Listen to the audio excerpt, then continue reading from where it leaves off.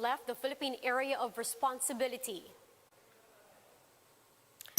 Government Special Advisor Dr. Ted Herbosa has stepped down from his post as Executive Vice President of the University of the Philippines. The country's total caseload approaches a grim milestone, a total infections near 1 million. And Turkey firmly rejects America's recognition that the 1950 massacres of Armenians in the Ottoman Empire constituted a genocide.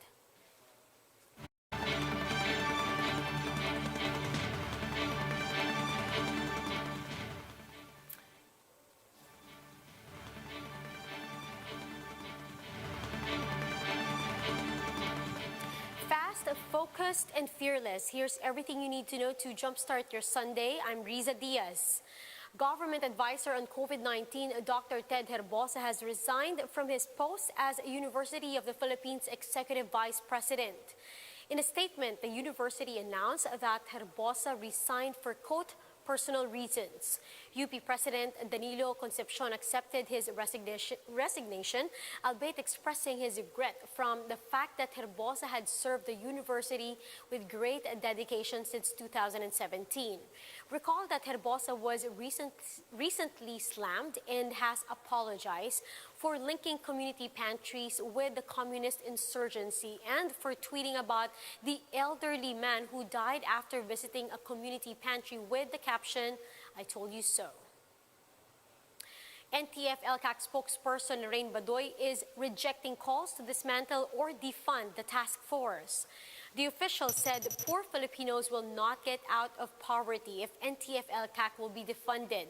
Badoy said that the 16.5 billion pesos of NTF-ELCAC's 19 billion peso budget for 2021 has been earmarked for the Barangay Development Program. Badoy added that 822 villages will benefit from the BDP cleared of influence by the CPP, NPA, and DF. She also said that calls to defund NTF-ELCAC would deprive poor Filipinos to live a comfortable life. This comes after some lawmakers have sought to withdraw funding for the task force after its alleged baseless red tagging of community pantry organizers. Now, Tropical Storm Bising has left the Philippine area of responsibility as of 5:40 this morning.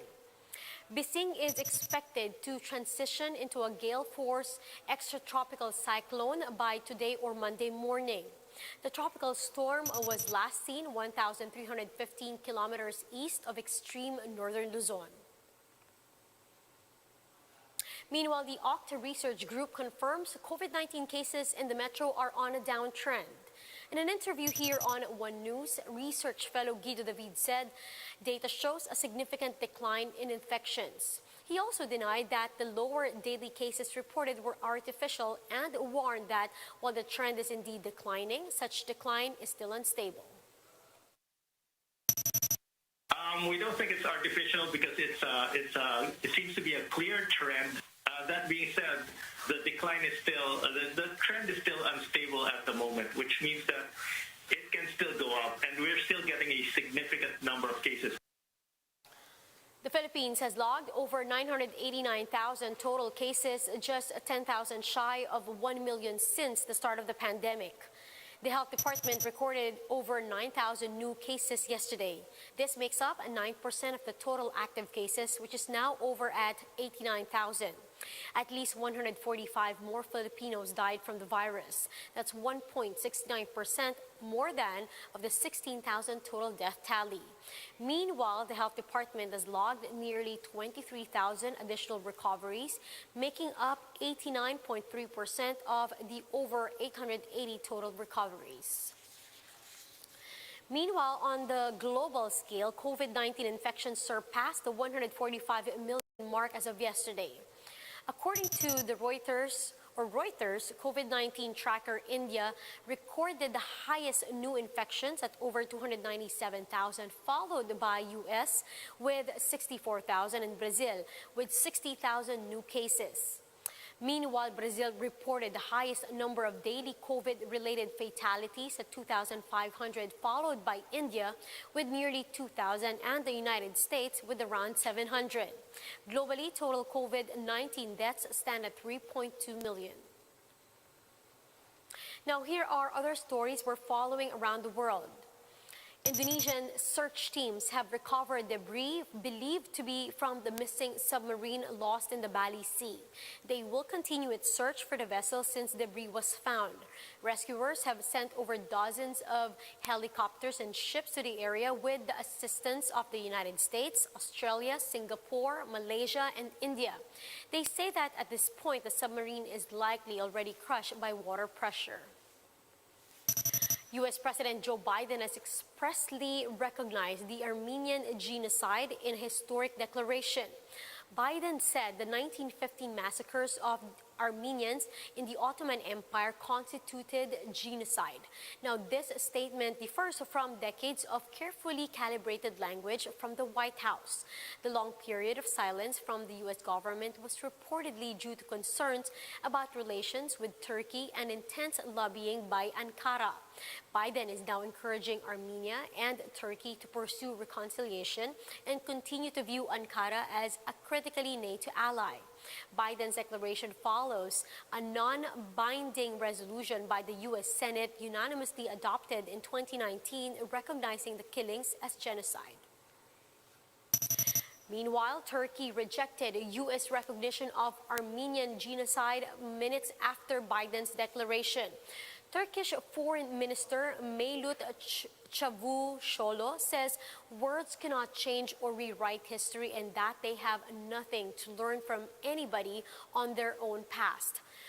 Çavuşoğlu adds, quote, political opportunism is the greatest betrayal to peace and justice.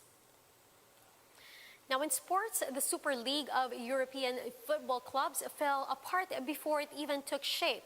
But how exactly did this happen? Let's get locked down, or the lowdown rather, from this Bloomberg report. Investors are getting creative in a low-rate, low-return world. SPACs, for instance, used to be a last resort for companies struggling to go public, but they've become all the rage, at least until the SEC warned this month about accounting errors. They raised nearly $26 billion of share sales in January alone, compared with less than $14 billion in all of 2019. The upside is if the sponsor finds a really good investment, you could still double or triple your money. It's a similar story with cryptocurrencies. Bitcoin broke out in 2017 before plunging and shot up to nearly $65,000 last week before tumbling once again. In addition to institutional interest, the NASDAQ listing of Coinbase last week lifted crypto's profile in mainstream markets. Our clients are asking us, can we invest in this asset and put it in our accounts and look at it? Smaller coins like Dogecoin, which was created as a joke, soared along with Bitcoin and has Elon Musk's backing. Doge was a meme coin. It doesn't really have a purpose. Let's put people in the safest, best stuff, not, these joke coins. The crypto craze also fueled the rise of NFTs, non-fungible tokens, unique, irreplaceable identifiers created by algorithms, which gives value to digital art and other assets. There's money to be made with NFTs. In February, an animated image of a flying cat leaving a rainbow trail went for almost $600,000. The collectibles market is somewhere between $300 and $500 billion US per total, and I think that the reality is this market could get just as large. There was a time when the ultra-wealthy might buy a sports team as a way to diversify their portfolio. But this week, a group of elite European football clubs decided to go further and create a whole new league, a super soccer league that would turn the richest and most popular sport in the world on its head. 12 clubs from England, Spain, and Italy signed on, backed by $4.8 billion in debt financing from JP Morgan. But it created a storm of protest from fans and from UK Prime Minister Boris Johnson. By the end of the week, several teams were backing out. I myself am just, kind of relieved that now some of the clubs are dropping out. This is not the European way when it comes to football.